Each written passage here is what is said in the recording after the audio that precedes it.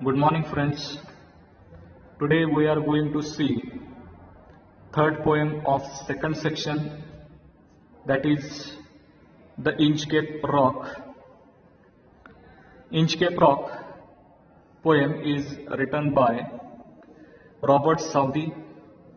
Robert Southey was born in 1774 and died in 1843. He was born in Bristol, England. He was the son of a draper, educated at Westminster School and Balliol College, Oxford. तर मित्रांनो, Inchcape rock ही जी poem आहे, ही poem Robert Saudi यांनी लिहिली. Robert Saudi यांचा जन्म 1774 साली झाला आणि मृत्यू त्यांचा 1843 साली झाला. इंग्लंडमधल्या ब्रिस्टल इथं त्यांचा जन्म झाला होता. He was the son of A Draper. Draper means a dealer in cloth, म्हणजे कपडे विक्रेता आपण त्याला म्हणतो. तर त्यांचे वडील एक कपडे विक्रेता होते, कपडे विकायचे ते. Educated at Westminster school. यांचं शालेय शिक्षण हे वेस्टमिन्स्टर स्कूल या ठिकाणी झालं आणि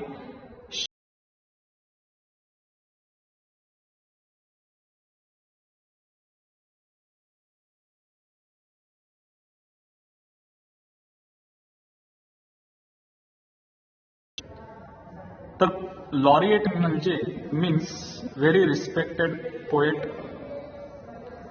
1813 ते 1843 या काळामध्ये ते राजकवी होते. व्हेरी रिस्पेक्टेड पर्सन होते. व्हेरी रिस्पेक्टेड ते पोएट होते. Some of his short poems like the scholar, the battle of Blenheim, Bishop Hatto, the Inchcape Rock etcetera are very popular with the school children. त्यांचे काही poems आहेत, short poems आहेत. The scholar, the battle of Blenheim, Bishop Hatto, the Inchcape Rock या शालेय विद्यार्थ्यांमध्ये खूप popular होत्या. The Inchcape Rock is a ballad.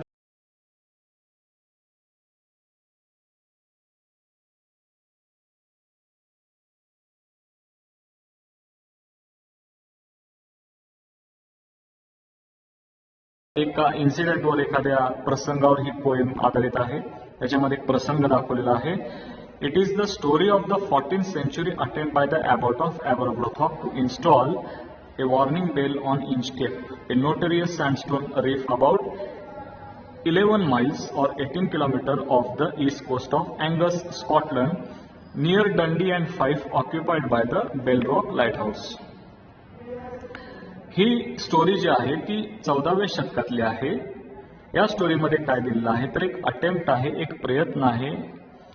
कसला प्रयत्न दाखवलेला आहे याच्यामध्ये, कुणाचा प्रयत्न दाखवलेला आहे? By the Abbot of Aberbrothock. Abbot of Aberbrothock is a name of a person, एका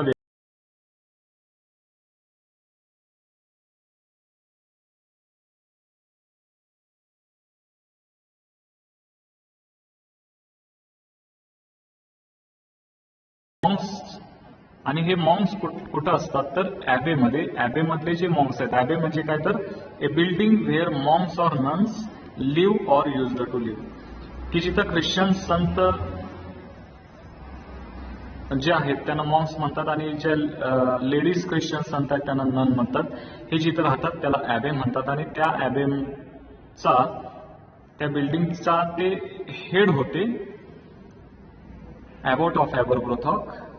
यांनी काय केलं होतं की to install a warning bell. त्यांनी काय केलं होतं तर एक वॉर्निंग बेल, वॉर्निंग देणारी बेल त्यांनी इन्स्टॉल केली होती, लावलेली होती. कशावर? On Inchcape. Inchcape is a name of sandstone.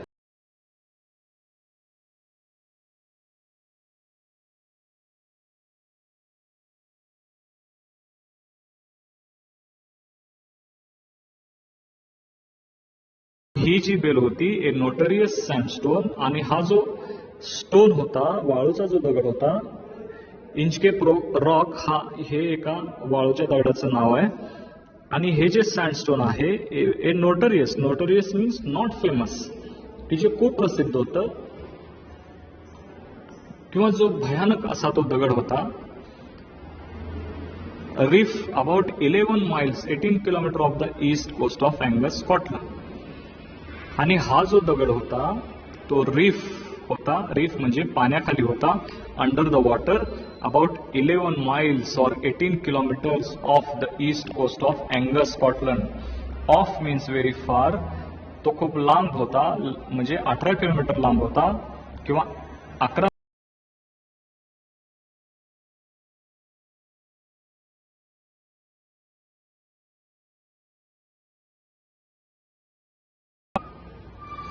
East coast पासून तो 18 किलोमीटर लांब होता, near Dundee and Fife, occupied by the Bell Rock lighthouse. आणि हा जो इंचकेप रॉक होता तो कशाच्या जवळ होता तर नियर डंडी अँड फाईफ, डंडी अँड फाईफ पासून जवळ होता. आणि हे जे डंडी अँड फाईफ जे आहे ते occupied by the Bell Rock lighthouse. तर बेल रॉक लाईट हाऊस ने वेढलेलं हे डंडी आणि फाईफ आहे, त्याच्यात अगदी जवळ हा रॉक होता. Southey was inspired by the legendary story of a pirate who removed the bell on the Inchcape Rock placed by the abbot of Aberbrothock. हे जे पोएट आहेत, या पोएट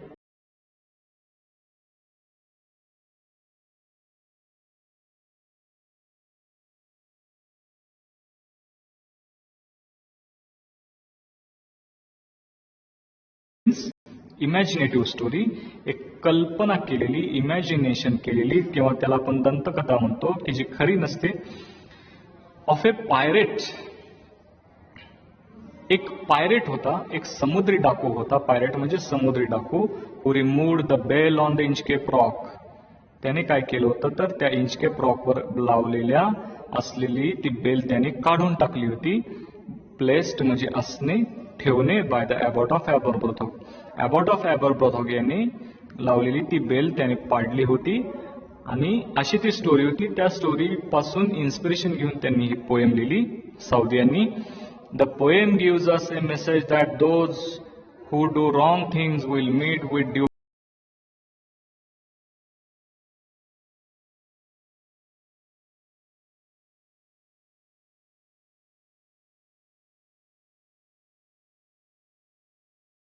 त्यालाही त्याच पद्धतीची शिक्षा मिळते, त्यालाही वाईटच शिक्षा मिळते, त्यालाही वाईटच वागणूक मिळते, चांगली वागणूक मिळत नाही.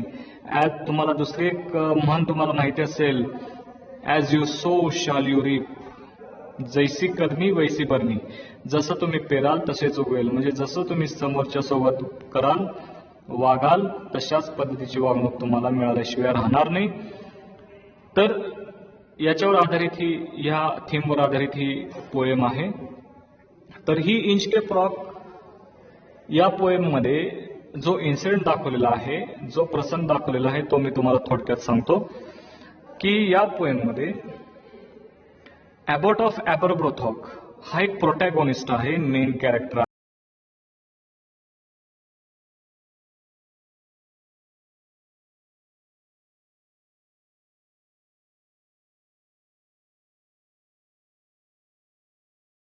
आज त्या रॉकला धडकून अनेक जहाज बुडालेली होती, अनेक माणसे मिळली होती. तर लोकांचं संरक्षण व्हावं आणि त्यांचं नुकसान होऊ नये म्हणून त्याने काय केलं होतं तर त्या इंचकेप रॉकवर एक बेल लावलेली होती, एक बेल इन्स्टॉल केली होती. आणि ती बेल लावल्यामुळं अनेक लोकांचे प्राण वाचले, अनेक जहाजं वाचली, लोकांचं नुकसान होण्यापासून वाचलं. आणि त्याच्यामुळं अनेक लोकांनी त्या अबॉट ऑफ एबरब्रोथॉकला आशीर्वाद दिले होते. आणि हा दिलेला आशीर्वाद, त्याच्याबद्दल असलेली लोकांची सहानुभूती, लोकांमध्ये त्याच्याबद्दल असलेलं प्रेम, हे राल्फ द रोवर या व्यक्तीला आवडत नव्हतं. सर राल्फ द रोवर हा त्याचा दुश्मन होता, अबॉट ऑफ एबरब्रोथॉकचा दुश्मन. सर राल्फ द रोवर हा या पोएम मधला अँटॅगोनिस्ट आहे. आणि त्या Ralph the rover, sir Ralph the rover यांच्यासोबत पुढे काय घडलं तर त्यालाही या गोष्टी आवडत नव्हत्या. तर त्याच्यासोबत पुढे काय घडलं तेच या पोएम मध्ये दिलेलं आहे, ते आपण आता बघूया. Let's see the poem students. मित्रांनो, पुढं पुस्तक घेऊन बसा तुम्हाला कविता व्यवस्थित समजण्यासाठी. मी आता कविता वाचतोय. No stir in the air, no stir in the sea, तर या पहिल्या दुसऱ्या कडव्यामध्ये समुद्रातली शांतता दाखवलेली आहे. No stir in the air. स्टर मीन्स मुवमेंट. कसल्याही पद्धतीची हवेमध्ये मुवमेंट नव्हती. No stir in the C. आणि कसल्याही पद्धतीची मुवमेंट समुद्रामध्ये देखील नव्हती, सी मध्ये नव्हती. The ship was as steel as a ship could be. आणि त्या समुद्रामध्ये असलेलं जे जहाज होतं ते देखील कसं होतं तर स्टील होतं, व्हेरी फिक्स होतं, शांत होतं. Her sails from heaven received no motion. Sails म्हणजे मित्रांनो जहाजावर लावलेलं जे जो पडदा असतो, मोठा कापडी जो पडदा लावलेला असतो, a big piece of cloth attached to a mast that propels a sailboat through water. तर हे जे मोठं कापड असतं ते कशाला लावलेलं असतं तर त्या जहाजावर असलेल्या एका मास्टवर, एका काठीला ते लावलेलं असतं. कशासाठी लावलेलं असतं तर ज्यावेळेस वारं येतं त्यावेळेस त्या वाऱ्याच्या प्रेशरने, त्या वाऱ्याच्या जोराने ते वारं अडवलं जातं त्या पडद्यामुळं आणि त्या जहाजाला वेग मिळतो आणि ते जहाज पुढे जातं. प्रॉपेल्स म्हणजे पुढे जाणे.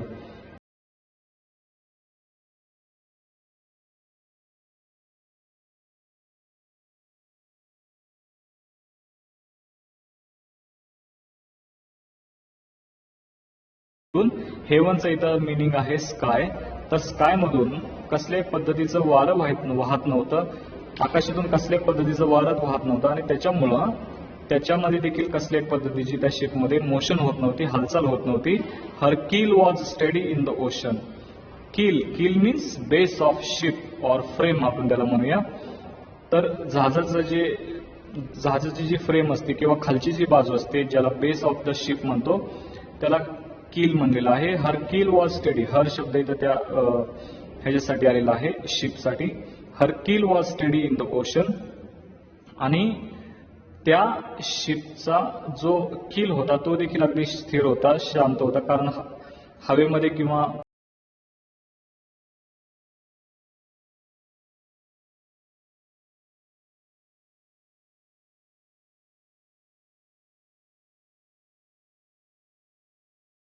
लाटांसाठी आलेला आहे. आणि शॉक जो शब्द आहे त्याचा मिनिंग आहे मुवमेंट. तर कसल्याही पद्धतीच्या तिथं वेव्ज नव्हत्या, लाटा नव्हत्या. त्याच्यामुळं कसल्याही पद्धतीच्या त्या लाटांची मुवमेंट होत नव्हती. त्याच्यामुळं त्या लाटांपासून साऊंड किंवा sign, there was no any sign or sound by the waves because they are very still. The environment was very still or environment was very काम.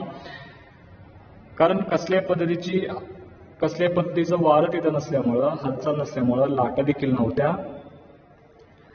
The waves flowed over the Inchcape rock. आणि त्या ज्या waves होत्या, त्याच्या लाटा होत्या, flowed over the Inchcape rock. That waves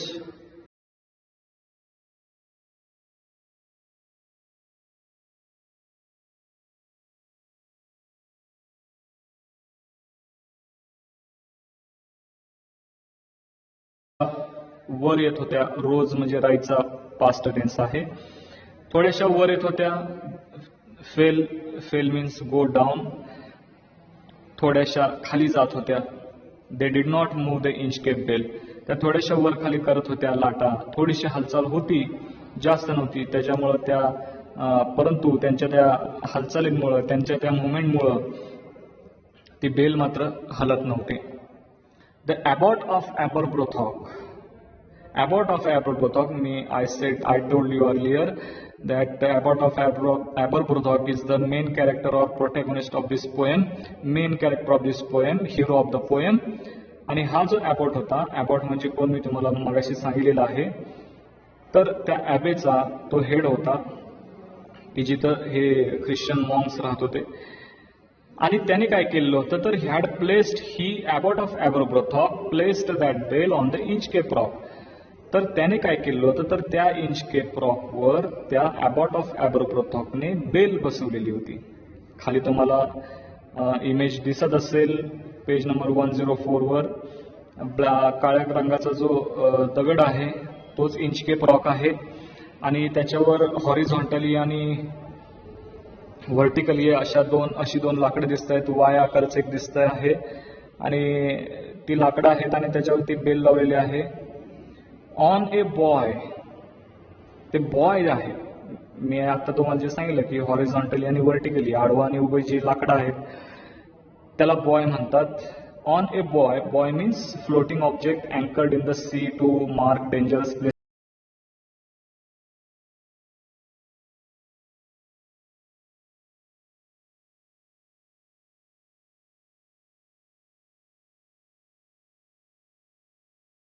समुद्रामध्ये to mark dangerous places. तर या ठिकाणी डेंजर प्लेस आहे, या ठिकाणी तुम्ही येऊ नका, शिप इकडे येऊ नये, धडकू नये, पडू नये, म्हणून ते बॉय तिथं लावलेलं असतं. On a buoy in the storm it floated and swam. आणि त्याच्यावरती बेल तरंगत होती. स्वम म्हणजे हलत होती, स्विंगचा पास्ट टेन्स आहे तो. And over the waves it warning run. And over the waves, आणि या लाटांवरती, या लाटा आल्यानंतर, वाढल्यानंतर, ओव्हर म्हणजे वाढणे, raise. And over the waves its warning run. या लाटा वाढल्यानंतर ही जी वॉर्निंग होती ती वॉर्निंग सगळीकडे वाजत होती. रंग मीन्स, रंग is a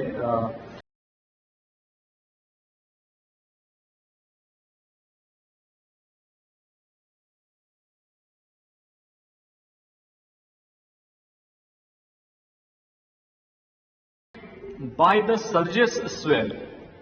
When the rock was hit by the surges swell.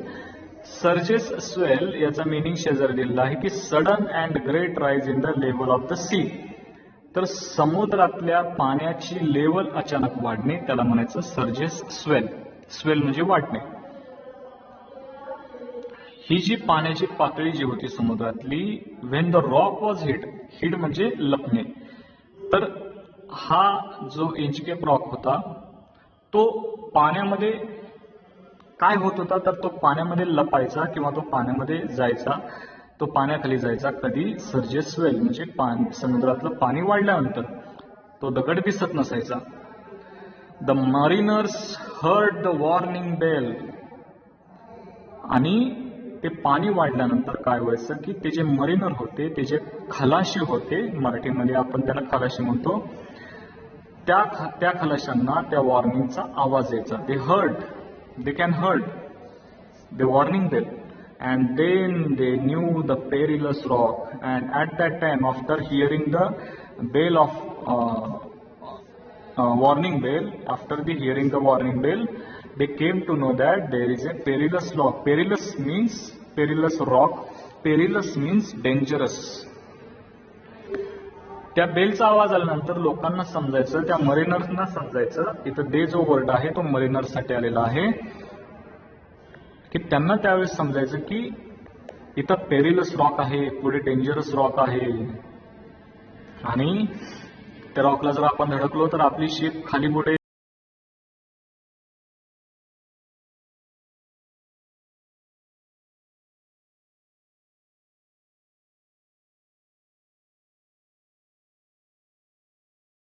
दुसरीकडे वळून ते मार्ग बदलायचे आणि निघून जायचे. आणि ते जे संकट होतं ते संकट टळायचं त्या बेलमुळं.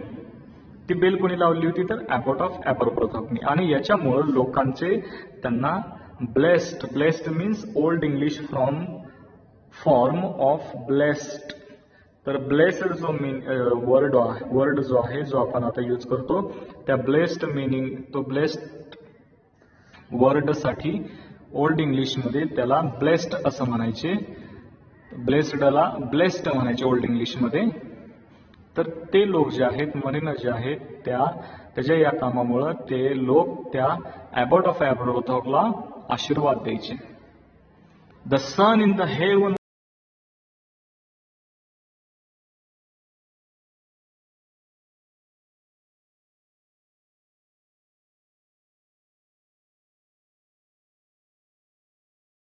In the heaven. तर आकाशामध्ये असलेला जो सूर्य आहे, तो सूर्य was shining gay. Gay means very bright, means sun was bright, sun was shining. तर सन जो होता, सूर्य जो होता, आकाशामध्ये शाईन करत होता. गे मीन्स ब्राईट, शायनिंग करत होता, शाईन करत होता, ब्राईट होता. All things were joyful on that day. त्या दिवशी सगळीकडचं जे वातावरण होतं, सगळीकडच्या ज्या गोष्टी होत्या, सगळीकडे all things, all the environment were joyful. सगळीकडे आनंद होता, आनंदी वातावरण सगळीकडे पसरलेलं होतं. The sea birds screamed and wheeled around. Wheeled around means चारही बाजूनी फिरणे. व्हील्ड अराउंड मीन्स चारही बाजूनी फिरणे. द सी बर्ड्स म्हणजे समुद्रातले पक्षी जे आहेत, किंवा आपण त्यांना सी गल असं म्हणतो. तर हे जे सी गर्ल्स आहेत किंवा सी बर्ड्स जे आहेत, स्क्रीम्ड मीन्स त्यांचा जो व्हॉइस आहे, आवाज जो आहे तो त्या पक्ष्यांचा. तर ते पक्षी काय करत होते त्या दिवशी? व्हील्ड अराउंड, चारही बाजूने फिरत होते. आणि हे पक्षी चारही बाजूने फिरत फिरत ते काय करत होते? तर आवाज करत ते फिरत होते, स्क्रीमिंग करत फिरत होते. And there was joyance in their song. त्यांच्या आवाजामध्ये, त्या पक्ष्यांच्या आवाजामध्ये एक प्रकारचा काय होता? तर हॅपीनेस होता. जॉयन्स मीन्स हॅपीनेस, आनंद होता. सगळीकडे आनंदी वातावरण होतं. The buoy of the Inchcape bell was seen. The buoy म्हणजे मी तुम्हाला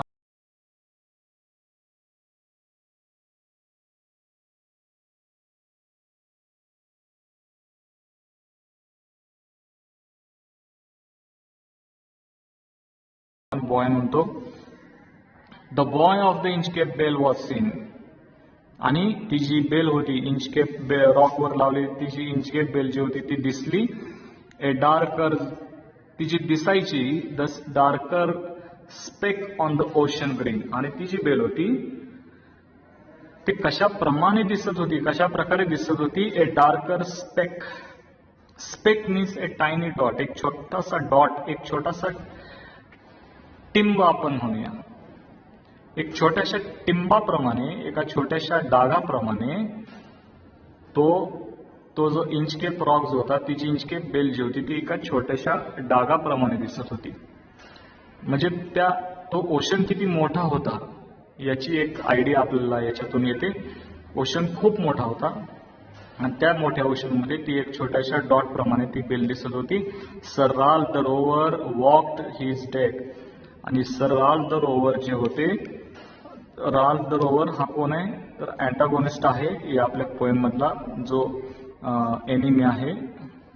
कुणाचा? एबॉट ऑफ एबरब्रोथॉकचा. तो walked his deck. Deck means अगदी शिपवरचा भाग, त्याला डेक म्हणतो आपण. आणि सर राल्फ द रोवर जो आहे, सी पायरेट त्याला म्हणलेला आहे, समुद्री डाकू त्याला म्हणलेला आहे. आणि हा जो समुद्री डाकू असतो त्याने काय केलं की तो त्याच्या शिपवरच्या अगदी सर्वात वरच्या भागावर चढला. And he fixed his eye on the darker speck. आणि त्याने काय केलं की त्या डार्कर स्पेक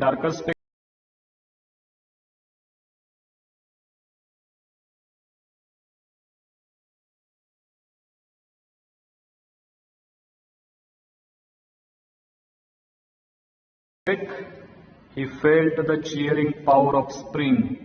आणि he felt the cheering power of spring. त्यावेळेस ऋतू कोणता होता? तर जो सीझन होता तो कोणता होता? तर स्प्रिंगचा सीझन होता. आणि त्या सीझन मुळे एक प्रकारचा उत्साह त्याच्या मनामध्ये होता. he felt the cheering power of spring. cheering power means he was very excited by the atmosphere of that spring season. It made him whistle, it made him sing. आणि त्या वातावरणामुळं, त्या वातावरणाच्या जादूमुळं त्याला, इथं ही जो वर्ड आहे तो सर राल्फ द रोवर साठी आलेला आहे, लक्षात असू द्या.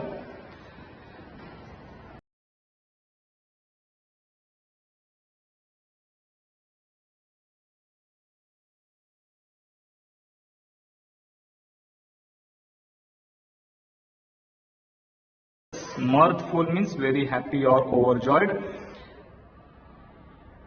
Mirthful to excess means very happy or overjoyed. अति आनंद किंवा आपण त्याला एक्स्टसी म्हणतो. त्याला खूप आनंद झाला होता, त्याला आतून खूप आनंद झाला होता ह्या स्प्रिंग सीझन मुळे. But the rover's mirth was wickedness. त्याला आनंद खूप झाला होता, परंतु त्याचा जो आनंद होता त्या आनंदामध्ये एक वाईट इच्छा होती. But the rover's mirth was wickedness. Wickedness म्हणजे पाप, वाईट, काहीतरी वाईट करण्याची त्याची इच्छा होती, काहीतरी पाप करण्याची त्याच्या मनामध्ये इच्छा निर्माण झाली. याच्यातून सांगायचं असं की एखाद्या वाईट व्यक्तीला, वाईट मनाच्या व्यक्तीला चांगल्या वातावरणाचा देखील त्याच्या मनावर काही परिणाम होत नाही. असल्या चांगल्या वातावरणात देखील अशा व्यक्तींना वाईट गोष्टी सुचतात. दुसरं त्यांना चांगलं काही कधी सुचणार नाही. His I was on the Inchcape float. आणि त्याची नजर, his I was on the, his, इथं हिज जो वर्ड आहे तो देखील इथं राल्फ द रोवर साठी झालेला आहे. His I was on the Inchcape float. त्याची जी नजर आहे, was on the Inchcape float, त्या तरंगणाऱ्या, फ्लोट म्हणजे तरंगणाऱ्या त्या इंचकेप बेलकड होती, त्याच्याकडेच तो बघत होता. कोथ, कोथ जो वर्ड आहे हा जुना इंग्लिश मधला वर्ड आहे, ओल्ड इंग्लिश वर्ड आहे. कशासाठी तर सेड या शब्दासाठी. सेड जो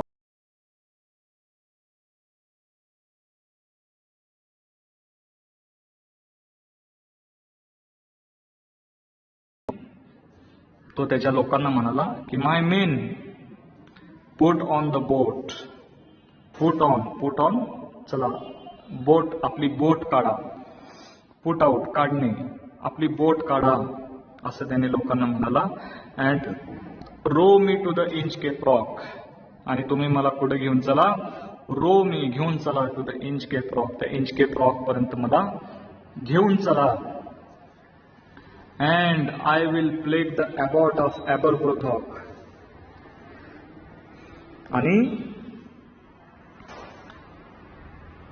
मला त्या इंचकेप रॉककडे घेऊन चला. And I will plague the Abbott of Aberbrothok. आणि मी काय करेन, आय विल, इथं आय जो वर्ड आहे तो कोणासाठी आलेला आहे, आय लेटर, तो सर राल्फ द रोवर साठी आलेला आहे. तर राल्फ द रोवर त्यांना म्हणतो की I will plague. Plague means cause pain or trouble, म्हणजे एखाद्याला त्रास देणे, एखाद्याला दुःख देणे. तर एखाद्याला त्रास देण्यासाठी, ते एखाद्याला म्हणजे कुणाला, अबॉट ऑफ एबरब्रोथॉकला त्रास देण्यासाठी, मला त्याला त्रास द्यायचा आहे, मला त्याला दुःख द्यायचं आहे. आय विल प्लेग, मला त्याला काय करायचं आहे, मला त्याला त्रास देण्याची इच्छा आहे. त्यामुळे मला त्या इंचकेप रॉककड घेऊन चला. इंचकेप रॉककड का घेऊन चला, कारण त्याला काय करायचं होतं, तर he wanted to remove that bell which was placed by the Abbott of Aberbrothok. Means directly तो स्वतःहून तर अबॉट ऑफ एबरब्रोथॉकला त्याने काय केलं नाही, तो काय करू शकणार नव्हता, परंतु ती बेल काढून त्याला त्या अबॉट ऑफ एबरब्रोथॉकला त्रास द्यायचा होता.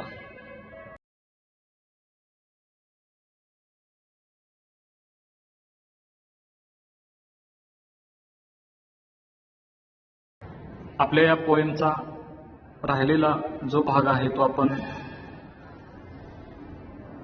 नंतर बघूया.